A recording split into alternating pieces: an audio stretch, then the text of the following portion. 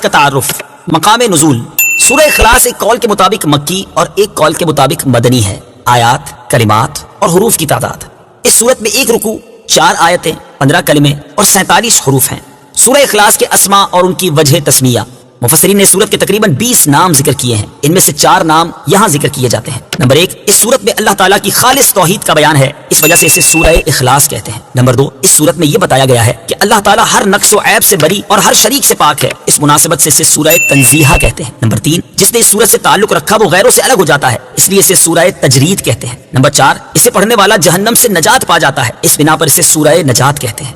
سورہ اخلاص کے فضائل، احادیث میں سورت کی بہت فضیلتیں وارد ہوئی ہیں، ان میں سے 3 احادیث اور ایک وظیفہ یہاں پیش کرتا ہوں۔ نمبر 1، حضرت ابو سعید خدری رضی اللہ تعالیٰ عنہ سے روایت ہے، بخاری شریف کی حدیث ہے، نبی اکرم صلی اللہ تعالیٰ علیہ وسلم نے ارشاد فرمایا، کیا تم میں سے کوئی اس سے عاجز ہے کہ وہ رات میں قرآن مجید کا تہائی حصہ پڑھ لے؟ صحابہ کرام رضی اللہ تعالیٰ عنہم کو یہ بات مشکل معلوم ہوئی اور انہوں نے عرض کی، یا رسول اللہ صلی اللہ تعالیٰ علیہ وسلم، ہم میں سے کون اس کی طاقت رکھتا ہے؟ آپ صلی اللہ تعالیٰ علیہ وسلم نے ارشاد فرمایا، سورہ اخلاص تہائی قرآن کے برابر ہے۔ نمبر 2، حضرت عائشہ صدیقہ رضی اللہ تعالی عنہا فرماتی ہیں، بخاری شریف کی حدیث ہے، حضور پرنور صلی اللہ تعالی علیہ وسلم نے ایک شخص کو ایک لشکر میں روانہ کیا، وہ اپنے ساتھیوں کو نماز پڑھاتے تو سورہ فاتحہ کے ساتھ سورت ملانے کے بعد سورہ اخلاص پڑھتے تھے۔ جب لشکر واپس آیا تو لوگوں نے نبی کریم علیہ الصلوۃ والسلام سے یہ بات ذکر کی تو پیارے آقا علیہ الصلوۃ والسلام نے ان سے ارشاد فرمایا، اس سے پوچھو کہ تم ایسا کیوں کرتے ہو؟ جب لوگوں نے اس سے پوچھا تو اس نے کہا، یہ سورت رحمان کی صفت ہے، اس وجہ سے میں اسے پڑھنا پسند کرتا ہوں۔ تاجدار رسالت صلی اللہ تعالی علیہ وسلم نے ارشاد فرمایا، اسے بتا دو کہ اللہ تعالیٰ اس سے محبت فرماتا ہے۔ نمبر 3، حضرت انس رضی اللہ تعالیٰ عنہ سے روایت ہے، ترمذی شریف کی حدیث ہے،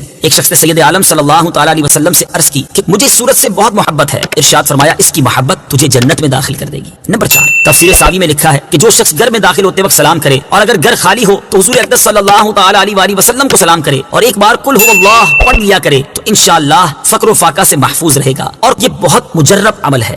سورہ اخلاص کا شان نزول، اس سورت کا شان نزول یہ ہے کہ کفار نے رسول اللہ صلی اللہ تعالی علیہ وسلم سے اللہ رب العزت کے متعلق طرح طرح کے سوال کیے۔ کوئی کہتا تھا کہ اللہ عز و جل کا نسب کیا ہے، کوئی کہتا تھا کہ وہ سونے کا ہے یا چاندی کا ہے یا لوہے کا ہے یا لکڑی کا ہے، کس چیز کا ہے؟ کسی نے کہا وہ کیا کھاتا ہے، کیا پیتا ہے، ربوبیت اس نے کس سے ورثے میں پائی اور اس کا کون وارث ہوگا؟ ان کے جواب میں اللہ تعالیٰ نے یہ سورت نازل فرمائی اور اپنی ذات و صفات کا بیان فرما کر معرفت کی راہ واضح کی اور جاہلانہ خیالات و اوہام کی تاریکیوں کو جن میں وہ لوگ گرفتار تھے اپنی ذات و صفات کے انوار کے بیان سے محو کر دیا۔ سورہ اخلاص کے مضامین، اس صورت میں اسلام کے سب سے اہم عقیدے اللہ تعالیٰ کی وحدانیت کو بیان کیا گیا ہے، نیز اللہ تعالیٰ کے صفات کمال کے ساتھ متصف ہونے کا ذکر اور عیسائیوں اور مشرکوں کا رد کیا گیا ہے۔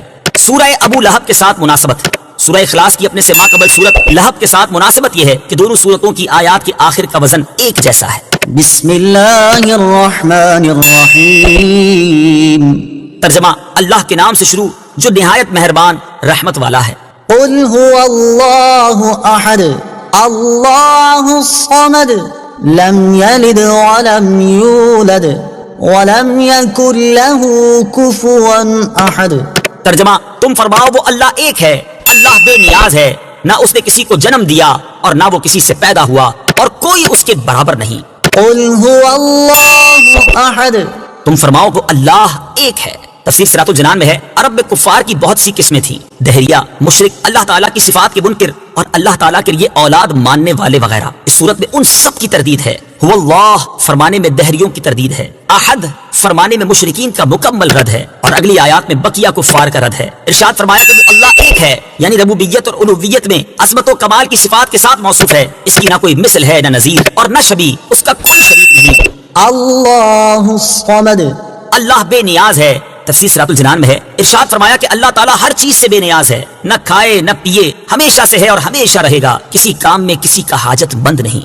لم یلد ولم یولد، نہ اس نے کسی کو جنم دیا اور نہ وہ کسی سے پیدا ہوا۔ تفسیر صراط الجنان میں ہے، اللہ تعالیٰ اولاد سے پاک ہے کیونکہ اولاد باپ کی جنس سے ہوتی ہے، اور اللہ تعالیٰ اس سے پاک ہے، یوں ہی وہ خود کسی سے پیدا نہیں ہوا کیونکہ وہ قدیم ہے، یعنی ہمیشہ سے ہے، اور پیدا ہونا اس چیز کی صفت ہے جو پہلے نہ ہو اور پھر وجود میں آئے۔ اس میں مشرکین اور یہود و نصارہ سب کی تردید ہے۔ مشرکین فرشتوں کو اللہ تعالیٰ کی لڑکیاں کہتے تھے، یہودی حضرت عزیر علیہ السلام کو، جبکہ عیسائی حضرت عیسیٰ علیہ السلام کو خدا کا بیٹا مانتے تھے۔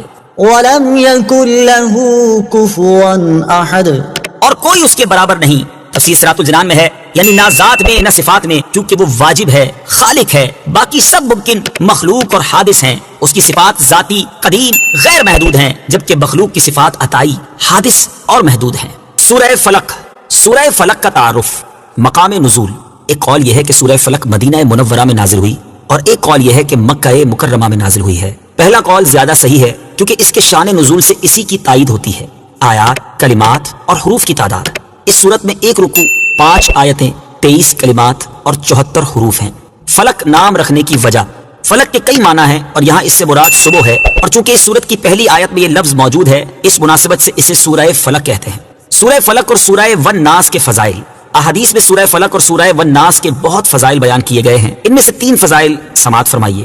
نمبر 1، حضرت عقبہ بن عامر رضی اللہ تعالی عنہ سے روایت ہے، مسلم شریف کی حدیث ہے، نبی کریم صلی اللہ تعالی علیہ وآلہ وسلم نے ارشاد فرمایا، کیا تم نے نہیں دیکھا کہ آج رات مجھ پر ایسی آیتیں نازل ہوئی ہیں جن کی مثل نہیں دیکھی گئی؟ وہ آیتیں قل اعوذ برب الفلق سورت کے آخر تک اور قل اعوذ برب الناس سورت کے آخر تک ہیں۔ نمبر 2، حضرت ابو سعید خدری رضی اللہ تعالی عنہ فرماتے ہیں، ترمذی شریف کی حدیث ہے، حضور پرنور صلی اللہ تعالی علیہ وآلہ وسلم جنات سے اور انسانوں کی نظر سے پناہ مانگا کرتے تھے، یہاں تک کہ سورہ فلق اور سورہ والناس نازل ہوئی، پھر آپ نے ان سورتوں کو پڑھنا شروع کر دیا اور ان کے علاوہ دیگر وظائف کو چھوڑ دیا۔ نمبر 3، حضرت عابس جوہنی رضی اللہ تعالیٰ عنہ سے روایت ہے، حضور اقدس صلی اللہ تعالی علیہ وآلہ وسلم نے ارشاد فرمایا، میں تمہیں وہ کلمات نہ بتاؤں جو شریر جنات اور نظر بد سے اللہ تعالیٰ کی پناہ طلب کرنے میں سب سے افضل ہیں؟ انہوں نے عرض کی، یا رسول اللہ صلی اللہ تعالی علیہ وسلم کیوں نہیں، آپ ضرور بتائیے۔ ارشاد فرمایا، وہ کلمات یہ دونوں صورتیں ہیں، نمبر 1 قل اعوذ برب الفلق، نمبر 2 قل اعوذ برب الناس۔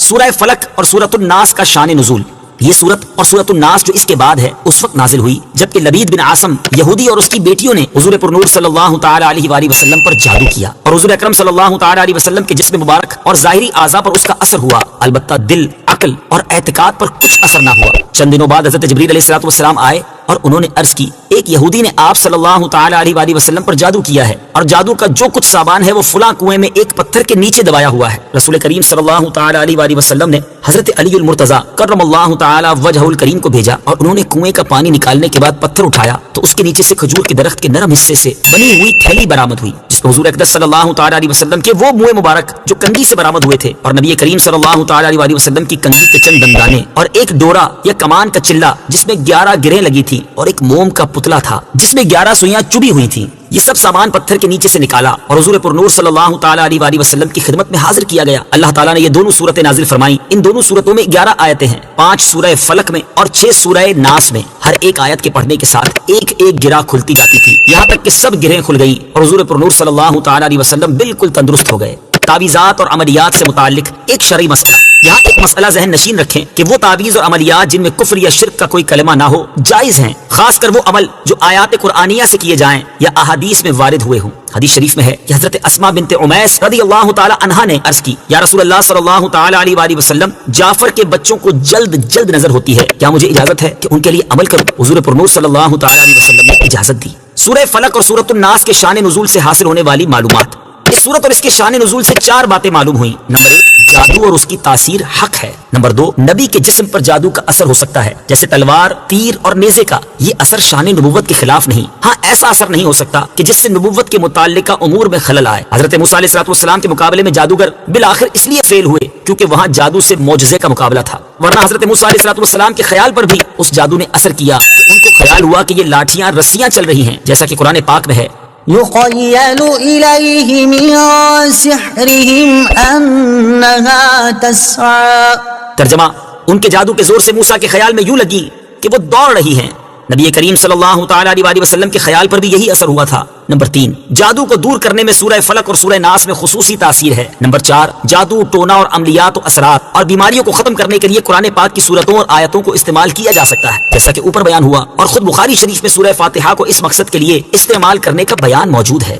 سورہ فلق کے مضامین، اس سورہ مبارکہ میں تمام مخلوق کے شر سے، رات کے اندھیرے کے شر سے، جادوگروں کے شر سے اور حسد کرنے والے کے شر سے اللہ تعالیٰ کی پناہ مانگنے کی تعلیم دی گئی ہے۔ سورہ اخلاص کے ساتھ مناسبت، سورہ فلق کی اپنے سے ماقبل سورت اخلاص کے ساتھ مناسبت یہ ہے کہ سورہ اخلاص میں اللہ تعالیٰ کی وحدانیت کا بیان ہوا اور یہ بتایا گیا کہ جو چیزیں اللہ تعالیٰ کی شان کے لائق نہیں وہ ان سے پاک اور بری ہے، اور ان دونوں صورتوں میں بتایا گیا کہ دنیا میں موجود ہر شر سے اللہ تعالیٰ کی پناہ مانگنی چاہیے۔ اسی طرح ان شیاطین، جنات اور انسانوں سے بھی اللہ تعالیٰ کی پناہ مانگنی چاہیے جو لوگوں کو اللہ تعالیٰ کی راہ سے روکتے ہیں۔ بسم اللہ الرحمن الرحیم۔ ترجمہ، اللہ کے نام سے شروع جو نہایت مہربان رحمت والا ہے۔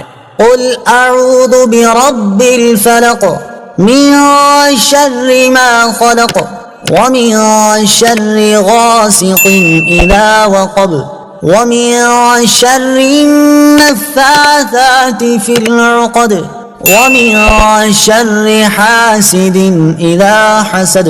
ترجمہ، تم فرماؤ میں صبح کے رب کی پناہ لیتا ہوں اس کی تمام مخلوق کے شر سے اور سخت اندھیری رات کے شر سے جب وہ چھا جائے، اور ان عورتوں کے شر سے جو گروہ میں پھونکے مارتی ہیں، اور حسد والے کے شر سے جب وہ حسد کرے۔ قل اعوذ برب الفلق، تم فرماؤ میں صبح کے رب کی پناہ لیتا ہوں۔ تفسیر صراط الجنان میں ہے، پناہ مانگنے میں اللہ تعالیٰ کا اس وصف صبح کے رب کے ساتھ ذکر اس لیے ہے کہ اللہ تعالیٰ صبح پیدا کر کے رات کی تاریکی دور فرماتا ہے، تو وہ اس پر بھی قادر ہے کہ پناہ چاہنے والے سے وہ حالات دور فرما دے جن سے اسے خوف ہو۔ نیز جس طرح تاریک رات میں آدمی صبح طلوع ہونے کا انتظار کرتا ہے، اسی طرح خوف زدہ آدمی امن اور راحت کا منتظر رہتا ہے۔ اس کے علاوہ صبح مجبور اور لاچار لوگوں کی دعاؤں کا اور ان کے قبول ہونے کا وقت ہے، تو اس آیت سے مراد یہ ہوئی کہ جس وقت کرب اور غم والوں کو آسانیاں دی جاتی ہیں اور دعائیں قبول کی جاتی ہیں، میں اس وقت کو پیدا کرنے والے کی پناہ چاہتا ہوں۔ ایک قول یہ بھی ہے کہ فلق جہنم میں ایک وادی ہے، من شر ما خلق، اس کی تمام مخلوق کے شر سے۔ تفسیر صراط الجنان میں ہے، اس آیت میں ہر مخلوق کے شر سے پناہ مانگی گئی ہے، خواہ جاندار ہو یا بے جان، مکلف ہو یا غیر مکلف۔ اور بعض مفسرین نے فرمایا ہے کہ یہاں مخلوق سے مراد خاص ابلیس ہے، جس سے بدتر مخلوق میں کوئی نہیں۔ ومن شر غاسق اذا وقب، اور سخت اندھیری رات کے شر سے جب وہ چھا جائے۔ تفسیر صراط الجنان میں ہے، ام المومنین حضرت عائشہ رضی اللہ تعالی عنہا سے مروی ہے کہ رسول کریم صلی اللہ تعالی علیہ وآلہ وسلم نے چاند کی طرف نظر کر کے ان سے فرمایا، اے عائشہ رضی اللہ تعالی عنہا، اس کے شر سے اللہ تعالیٰ کی پناہ، یہ جب ڈوب جائے تو اندھیرا ہو جاتا ہے۔ اس سے مراد مہینے کی آخری راتیں ہیں، جب چاند چھپ جاتا ہے تو جادو کے وہ عمل جو بیمار کرنے کے لیے ہیں اسی وقت میں کیے جاتے ہیں۔ ومن شر النفاثات في العقد، اور ان عورتوں کے شر سے جو گروہ میں پھونکے مارتی ہیں۔ تفسیر صراط الجنان میں ہے، یعنی جادوگر عورتوں کے شر سے پناہ مانگتا ہوں جو ڈوروں میں گرا لگا لگا کر ان میں جادو کے منتر پڑھ پڑھ کر پھونکتی ہیں، جیسا کہ لبید کی لڑکیوں نے نبی کریم صلی اللہ تعالی علیہ وسلم پر جادو کرنے کے لیے کیا تھا۔ تعویذات سے متعلق ایک اہم شرعی مسئلہ، یاد رہے کہ ناجائز کاموں کے لیے تعویذ گنڈے ناجائز و حرام ہیں، جبکہ جائز مقصد کے لیے گنڈے بنانا اور ان پر گرا لگانا، قرآن مجید کی آیات یا اللہ تعالیٰ کے اسماء پڑھ کر دم کرنا جائز ہیں۔ جبور صحابہ کرام اور تابعین رضی اللہ تعالیٰ عنہم اسی پر ہیں، اور نبی کریم صلی اللہ تعالیٰ علیہ وسلم کے عمل مبارک اور ارشاد سے بھی یہ چیز ثابت ہے۔ چنانچہ حضرت عائشہ صدیقہ رضی اللہ تعالیٰ عنہا سے روایت ہے، مسلم شریف کی حدیث ہے، آپ فرماتی ہیں کہ جب حضور پرنور صلی اللہ تعالیٰ علیہ وسلم کے اہل میں سے کوئی بیمار ہوتا تو حضور اقدس صلی اللہ تعالیٰ علیہ وسلم معوذات یعنی سورہ فلق اور سورہ ناس پڑھ